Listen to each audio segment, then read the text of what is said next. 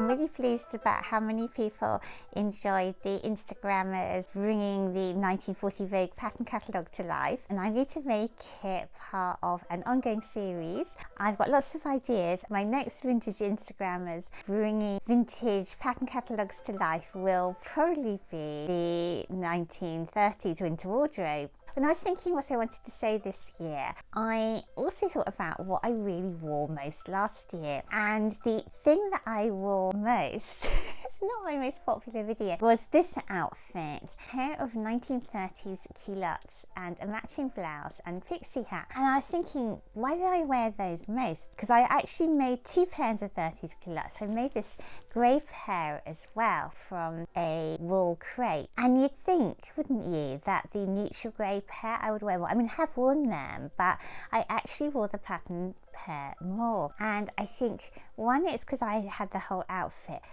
but it was also the fabric. There was something so wearable about the Viola. I wiggled through my stash and dug out some Viola. I mentioned Viola to a friend the other day, and she said I had to look it up. So Viola is a mixture of wool and cotton. Now there's less wool and more cotton because wool's expensive, which it just shows what's wrong with our fast fashion. So where my mum is on X-Small, fleeces, i.e. wool, it's constantly being thrown away because no one wants them. So how can wool be too expensive to use and yet fleece is being thrown away? Another outfit I wore a lot was this one, which was my 1940s loose culottes. So obviously I really like wearing long culottes. I think it's because I spent a lot of time dog walking. So long culottes, really easy to put on with flat shoes. In fact, one of the things about being a YouTuber is that you see yourself videoed as you've never seen yourself before. And all through my life, people have said, oh yeah, I knew it was you because of your walk, and then laughed. And I never really knew why until I saw myself. They sort of say, oh yes, the march. Anyway, so I want to make more culottes because I wear that. And then the other thing that I've worn a lot is this dress that I'm wearing today. And I think I've worn it a lot because it's cozy, it's wool. I think it's because I made the whole outfit, like I made the blouse as well and the matching hat. And I think it's also because I put the dog motif on, which draws me to it. So I thought I might add applique motifs more to some of my sewing projects, and also make some cozy long woolen dresses. And on that note, I have had a recent haul of some rather gorgeous sewing patterns that I might show you in another video. Mainly beautiful dresses of the late 30s and dresses of the late 40s, like these ones. So I thought, one of these lovely late 40s dresses in a colourful wool, I'm bound to wear that a lot too, aren't I? And I thought matching hats, I do wear them. One of my favourite makes, which I didn't think I would get to wear very much, but I did get to wear it to my birthday event, was this my Alice in Wonderland playing card white rabbit themed red velveteen dress. I was delighted to get a chance to wear that, and it was so, I shouldn't say, it's very modest, it's very English, so admired. Everyone was like asking to take my photograph, from teenagers to 90-year-old gentlemen. Then the other thing I've been thinking about is vintage underwear. So I have a little collection that I'm going to show you soon when I can work out how to appear on the internet in vintage underwear. But I've also been thinking about staying cozy in vintage underwear, and I bought, to show you, these. They're stockings. I got them from Darcy Clothing. You can see there's rather Edwardian pattern on this one, but I like them because they are pure natural fibre, but they are stockings. But I thought, I really want to find a way. I was watching Dita Von Teese interviewed about vintage lingerie underwear the other day, and she was saying, interestingly, that most suspender belts now only have two straps, and she said, no, not sturdy enough. Actually, you need three on each side to, I know it sounds a bit of a palaver, but once they're on, they're on. And actually, I can find tights, do you know what I mean?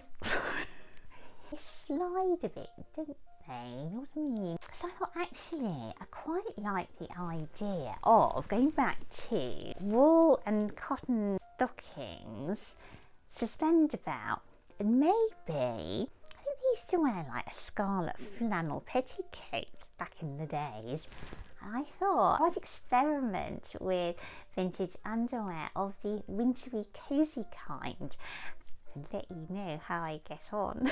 And then, since COVID, I work from home. Of course, I sew a lot. So basically, I'm often at home because I like to be with the dogs. I get separation anxiety, actually. They're fine. It's me. So I need more cosy stuff to wear at home. You know, there's lots of fabulous vintage clothes to wear when you're out, but I started thinking what vintage clothes would be good for wearing at home and going out dog walking. So this winter, I'm going to be sewing clothes that are comfy, but actually I do have a video coming out on glamorous vintage house robes, but in the short term, January and February, I want to sew comfy, cosy clothes, vintage styles, so that I can feel pretty when I'm at home. And the patterns that I have found, they're mainly either 40s or early 60s, and they're these ones. I was thinking of an early 60s nightie and 1940s pyjamas, and perhaps a early 60s house robe in, looking at those old-fashioned fabrics, pre-fleece that they used to make pyjamas from. I'm talking brushed cotton, flannelette, winciette. It's a lovely name, isn't it? Winciette. Makes you think of grannies. So what I've got is, I've got this 1940s brushed cotton, and I thought that's nice, isn't it, Pixie? I thought that would make a lovely pair of pyjamas. And another possibility for my 1940s pyjamas is this rather wonderful fabric print from Tuppence Halfpenny of 1940s chorus girls on Spoonflower. I've also got, this is fabric from the 60s. You would have known that without my telling you, wouldn't you, really? It could only be. And I thought I would make this 60s nightie from that. And another possible idea for a cover-up at home, a pattern for this as well, for 1930s smocks and overalls that were supposed to be worn in the house. It's just another word for a housecoat, really. I thought I might do this version, which has some smocking. I was thinking of something like this that I got really cheaply at a vintage fabric fair. I think that cost me £5 or something. I think it actually might just be a brushed cotton. It's because the fabric didn't cost me very much. It means that it could be worn with the purpose that these overall smocks, housecoats, whatever you want to call them, what they were made for. So they were made to be thrown on over your better clothes and then to be cotton so that they could be washed really easily and to be in colourful prints that would make you look presentable and cheerful around the home. I'm rather looking forward to that project. What else? Oh yes, I feel slightly embarrassed confessing to this thing that I'm going to make. Of course you'll see it, so I have to confess at some point. 60s swing coat sounds perfectly acceptable until I tell you that, I'll just have to say it, that I wanted to look like a teddy bear. And I don't know what's come over me, but I couldn't shake it. Although I don't usually buy new fabric, let alone fake fur, which is not very sustainable. I'm usually so good. Anyway, I gave in because I saw it, the exact furry fabric that had been floating in my mind. I bought 5 meters of it because it's a swing coat. And he said, well, have you got a car? Because I didn't, hadn't really thought. Massive. I'll show you when I do it. I had to walk for 20 minutes carrying like a big roll of carpet, scattering Christmas shoppers. What are they called, those wide lorries? Like that. Serves me right. So that's coming. I also have this original book on 1940s make, do and men wartime clothes. My mother, who works at a charity shop, thrift store, you would say, in America, gave me a whole load of wool skirts that apparently are completely unsaleable. One, because they're size 12 UK, which is quite smallish. I guess a lot of people would think they were frumpy, but they're very classic. She's like, oh no, people don't buy pure new wool skirts. They want a fabric that is easier to look after. These were deemed unsaleable. They're good makes, they're pure new wool. So I've got absolutely massive amounts of tweed to be refashioned.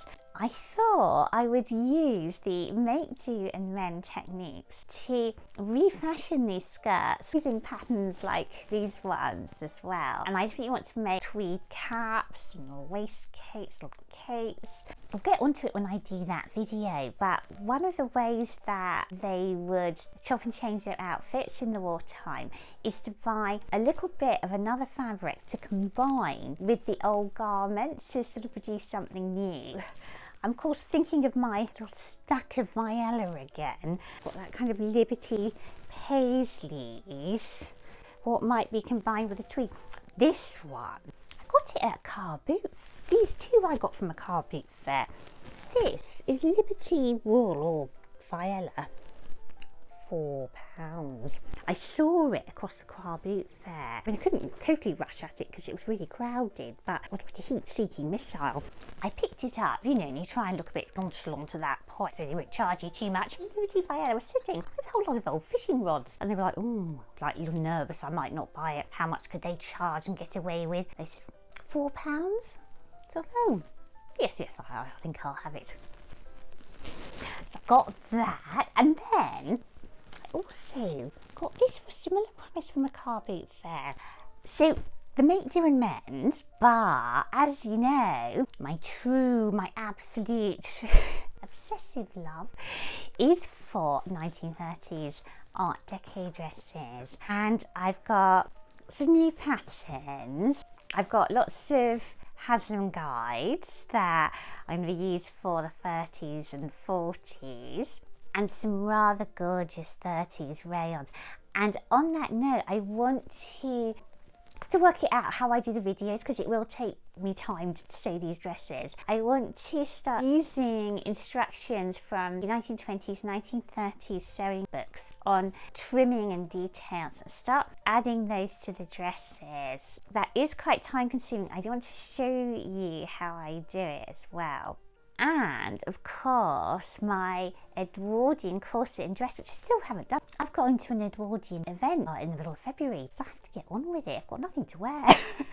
On the subject of pattern catalogues, Haslam, vintage sewing guides, vintage patterns, I am going to be starting a digital download shop on Etsy and probably on Ko-fi as well. And I want to work out a way to make everything cheaper for people who follow me and watch me and support and encourage me. So I need to work that out. The idea is that I will also be showing you things that you can download yourself, and there'll be freebies as well. Oh yes, that's the other thing I'll be coming out, is a big clear out of my loft where all these things exist. You'll get an idea of how much there is. There is a lot. I've been collecting since I was 18. There's so much stuff, it's overwhelming to think of digitising it. Work full time and do this. When will I ever do it? So I realised the only way I'm going to do it is if I do it bit by bit by bit, and you'll understand if it's like, oh, she's only got 2 things in her shop. That'll be